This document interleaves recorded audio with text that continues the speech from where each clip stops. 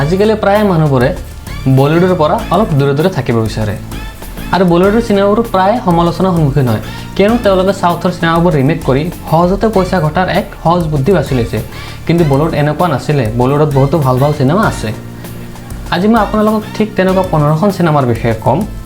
যিবোৰ বাণিজ্যিক দিশত বিফল হ'লেও কাৰিকৰী দিশত যথেষ্ট উন্নত চিনেমা আছিল নম্বৰ 1 তিতলি এখন সাধাৰণ ঘৰৰ সাধাৰণ পৰিয়ালৰ কাহিনী ঘৰখনৰ সৰু ল'ৰাক বিয়া কৰাই বোৱাৰী ঘৰত আনিছে কিন্তু কাহিনী টুইষ্ট হ'ল ঘৰখনৰ ব্যৱসায় ঘৰখনৰ মানুহে বেলেগ মানুহক হত্যা কৰি সেইজন মানুহৰ গাড়ী ধন সম্পত্তি সব লুটি আনে চিনেমাখন চাব পাৰিব Amazon Prime-ত নম্বৰ 2 ভৱেশ যোশীক আপোনালোকে লোকেল বেটমেন বুলি ক'ব পাৰে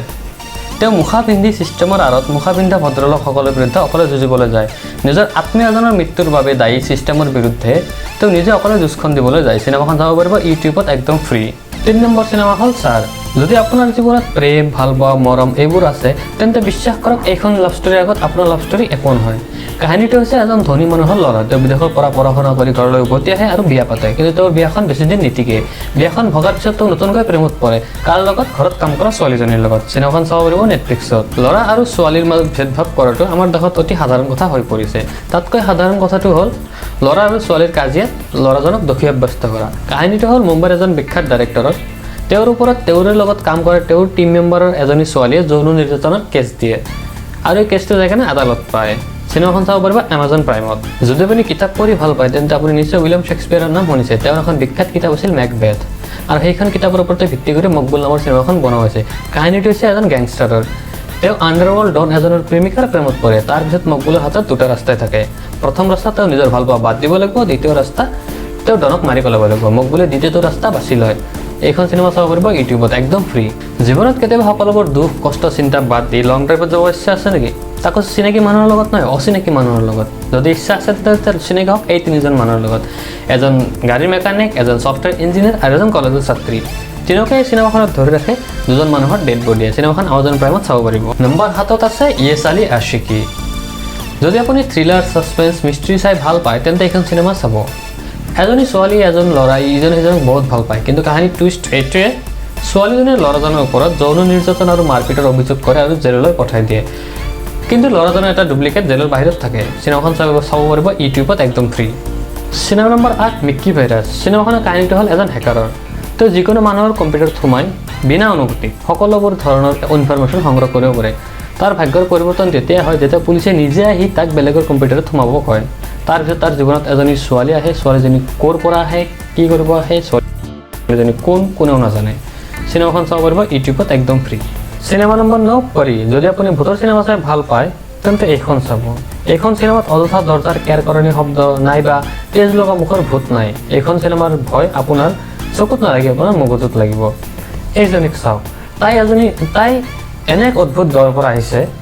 যিখন গাঁৱত কুকুৰৰ মৃতদেহ পোৱা গৈছিল বৰ্তমান তাই নগৰৰ এজন ল'ৰাৰ ঘৰত লুকাই আছে আৰু তাৰ পিছত লাগি আছে ঘোষ্ট হাণ্টাৰ এজন তাৰ মতে তাই কোনো মানুহ নহয় তাই এজন ডাইনী আৰু মানুহক বশত কৰি নিজৰ সন্তান জন্ম দিব বিচাৰে চিনেমাখন ইউটিউবত চাব পাৰিব বিলকুল ফ্ৰী পিতা পুত্ৰ সম্পৰ্কটো পাহাৰীয়া ৰাস্তাৰ দৰে তেৰা বেকা আৰু গোল গোল ঘূৰে চিনেমাখনত এইটো সম্পৰ্কে ইমান সৰলতাৰে দেখুওৱা হৈছে যে আমি নিজকে এইখন চিনেমাৰ ভিতৰত বিচাৰি ফুৰো কাহিনীটো হৈছে এজন কলেজীয়া ছাত্ৰ যাৰ পঢ়া-শুনাৰ প্ৰতি অলপ আগ্ৰহ নাই কিন্তু তেওঁ ডাঙৰ হৈ লিখক হ'ব বিচাৰে কিন্তু তাৰ দেউতাকে তাক নিজৰ ফেক্টৰীতে কামত লগায় কিন্তু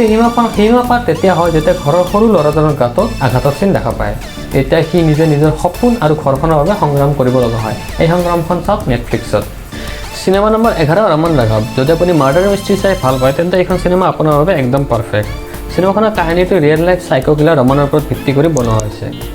কুকুৰ মেকুৰীৰ পৰা আৰম্ভ কৰি মানুহ সকলোকে হত্যা কৰি ফুৰিছে ৰমনৰ চৰিত্ৰত থকা নৱাজুদ্দিন ছিদ্দিকীয়ে তাৰ পিছত এই সাইকো কিলাৰজনে পুলিচ এজনীৰ প্ৰেমত পৰে আৰু আপুনি মই ভবাৰ দৰে ঠিক তেনেকুৱা প্ৰেম নহয় চিনেমাখন চাব পাৰিব ইউটিউবত একদম ফ্ৰী চিনেমা নম্বৰ 12 তুম্বাড এইখন চিনেমাৰ কোনো পৰিচয় দিয়াৰ প্ৰয়োজন নাই এইখন one of the best Bollywood cinema E complete masterpiece চিনেমাখনৰ কাহিনী আৰম্ভ হয় এখন পুৰণি হাভেলীৰ আৰু এই হাভেলীৰ পাতাৰত অজস্ৰ ধন সম্পত্তি লুকাই থাকে আৰু সেই খাজানা ৰক্ষা কৰে স্বয়ং দেৱীমাৰ প্ৰথম পুত্ৰ হস্তৰে কিন্তু সকলোৰ ওপৰত মাথা চলে মানুহৰ এইজন মহাপুৰুষে সেই খাজানা চুৰি কৰাৰ গোপন তৰিকাটো গম পায় চিনেমাখন চাব পাৰিব Amazon Prime-ত চিনেমা নম্বৰ 13 ৱেলকাম হোম যদি আপুনি এখন চিনেমা চাই মানুহৰ লগত লগ কৰিব ভয় কৰিব লগা হয় তেন্তে কেনেকুৱা হ'ব? কাহিনীটো হৈছে খালী ঠাইত থকা এটা ঘৰৰ। তাতকৈ বেছি অদ্ভুত হ'ল ঘৰখনৰ ভিতৰত থকা মানুহবোৰ। তেওঁলোকে ভগৱানৰ নাম লৈ শয়তান হ'ব বিচাৰে। কাহিনীটো যি ঘটি থাকে সেইবোৰ আপুনি চাইও বিশ্বাস কৰিবলৈ টান পাব। চিনেমাখন চাব পাৰিব ছনী লিভত। আপুনি ভূত, প্ৰেত, আত্মা এইবোৰক বিশ্বাস কৰে নেকি? এইখন চিনেমা চোৱাৰ পিছত আপোনাৰ বিশ্বাসে সলনি হৈ যাব। কাহিনীটো আৰম্ভ হয় ভূত থকা ৰুম এটাৰ পৰা। তাত কেইবছৰমান আগতে এজন ছাত্ৰই ছুইচাইড কৰিছিল আৰু তাত কেইবছৰমান পিছত এজন ছাত্ৰ আহে আৰু সেইটো ৰুমত থাকিবলৈ জোৰ কৰি অনুমতি লয়। কিন্তু কিছুদিন থকাৰ পিছত তাৰ এনেকুৱা অনুভৱ হয় যেন ৰুমটোত সি অকলে নাই আৰু কোনোবাও আছে। চিনেমাখন চাব পাৰিব ইউটিউবত একদম ফ্ৰী।